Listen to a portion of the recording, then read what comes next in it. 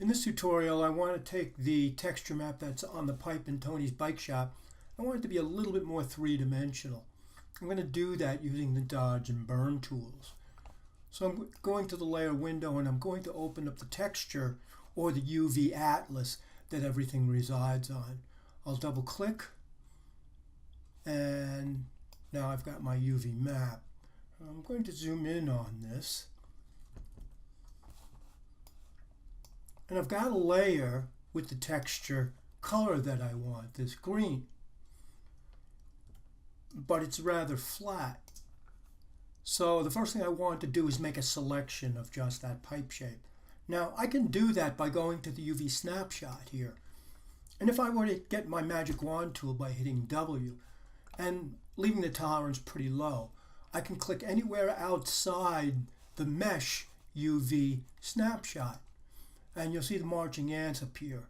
Now, if I were to work on that layer, the only thing that would happen would be outside that selection. I want the opposite. So I'll go to Select, Inverse.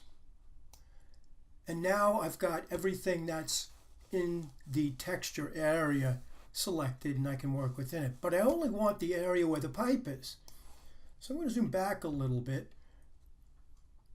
And I'm going to use my marquee tool to eliminate the selection of everything but that pipe. I'll hit M on the keyboard, make sure I've got my rectangle selection tool. And if I were to hold down the option and click and drag around everything else I want to eliminate, it will do so. Now the option key is the equivalent of the subtract tool for the marquee up here at the top of the user interface. So I've got the marching ants that I want. And if I wanted to now, I could save that selection so that if I made these changes and then wanted to come back and make other changes, I could do so. I'm going to go to Save Select and I'll name it Pipe. Now that I have the selection I want, I'm going to start to paint, I'm going to dodge and burn on the layer with the color that I created. So if I option click on the eyeball for that, you can see we're going to be working on just this. Now I'm going to hit O on the keyboard and that's going to take me to the dodge and burn tools.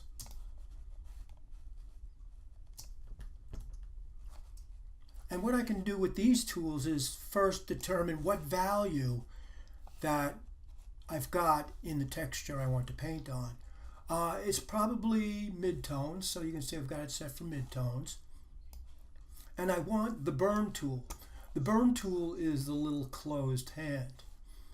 I'm going to start by making the exposure about 50% up here at the top of the user interface.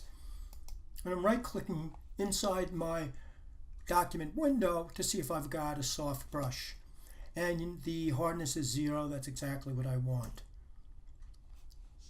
Now I'm going to start burning the edges where I need dark values, which would be along the bottom of this pipe shape all the way around because it would be less light falling if there were lights up near the ceiling. So I'm going to start by clicking and dragging across just outside the selection. And you can see that I'm starting to get this cylindrical shape on this now. I'll go all the way around on the bottom.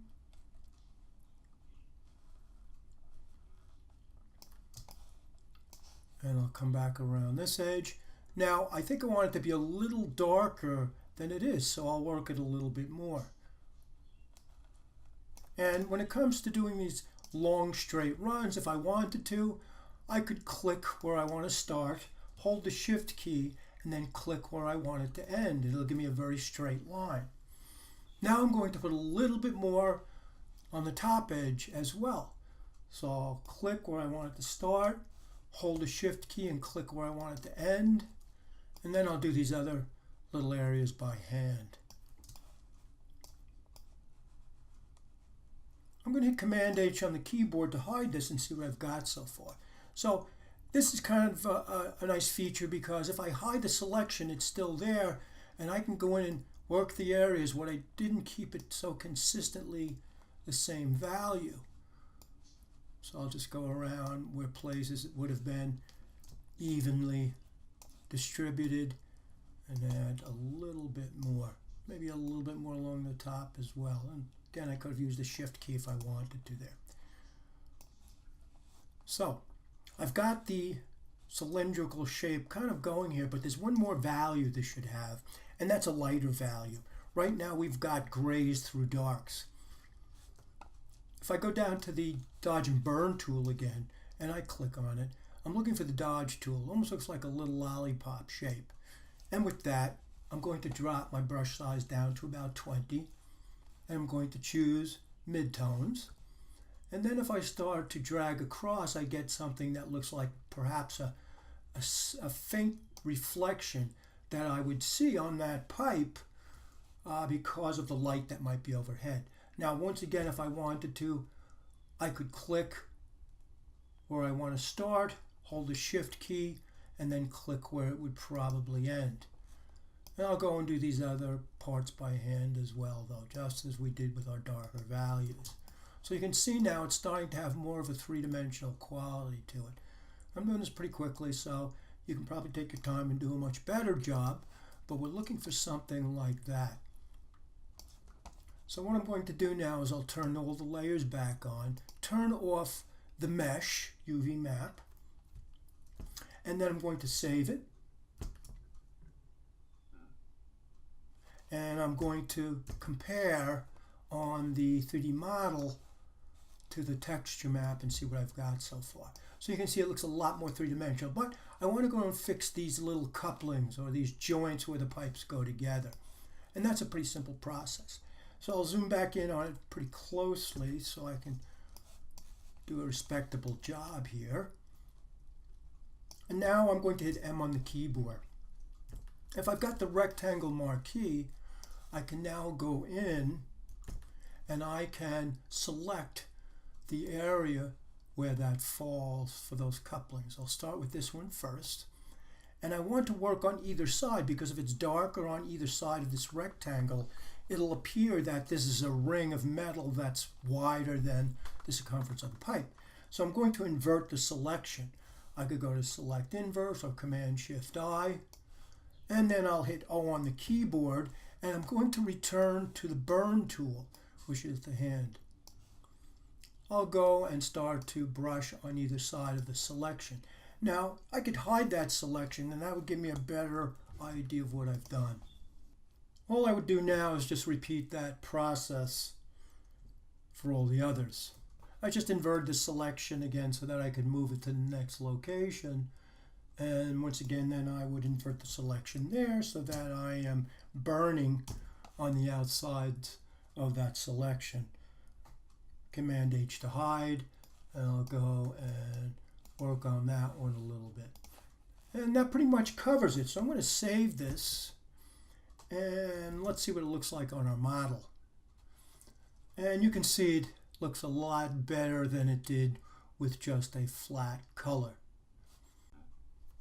Now there's one thing I might do differently with this, and that is I might put a little bit of noise on that pipe texture just so it looks a little older. Looks a little slick right now, and the pipe wouldn't be that new. So once again, I'll open up the Bike Shop UV map, and in the UV map I'll zoom in so I can see this a bit better. And with that layer selected, I can do one of two things. I can just go ahead and put the noise on, but I might convert it to a smart object. Go to Filter, and Noise, Add Noise. And just like the rest of this, it's subjective. I'm going to leave it at 4. Click OK. Command S to save. Command W to close it out and see how it is updated our model. So now you can see how this pipe looks a little bit more weathered.